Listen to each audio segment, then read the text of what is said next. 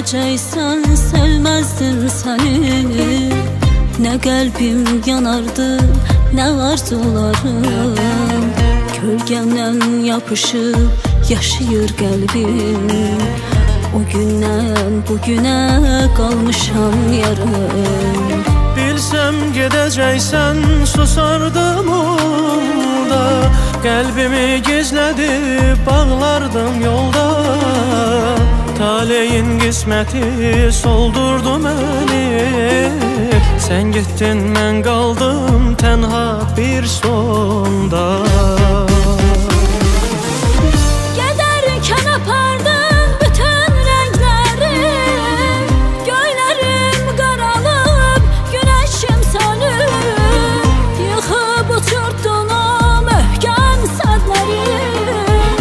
Dünyam buz bağlayıb soyuğa dönüb. Gedərkən apardın bütün rənglərim. Göylərim qaralıb, günəşim sönüb. Yıxıb uçurtdun o möhkəm sədlərim. Dünyam buz bağlayıb soyuğa dönüb.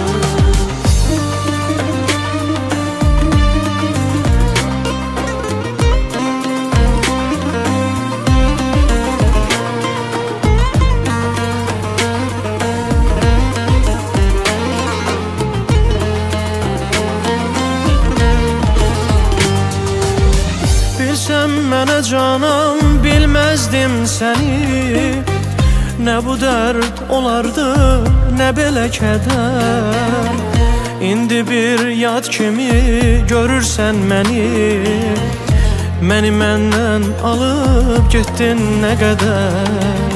Bilsəm mənə canım, bilməzdin səni. Nə bu dərd olardı, nə belə kədər. İndi bir yad kimi görürsən məni. Məni məndən alıb getdin nə qədər. Bilsən gedəcəksən susardım orada.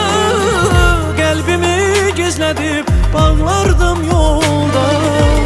Taleyin qisməti soldurdu məni. Sən getdin, mən qaldım tənha bir sonda.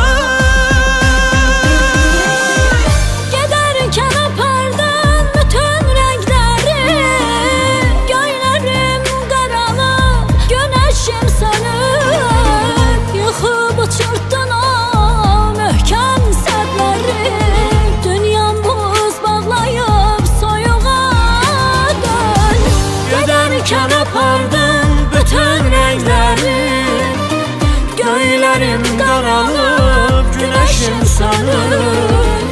Yıxıb uçurtdun o möhkəm sədlərim. Dünyam buz bağlayıb soyuğa dönüb.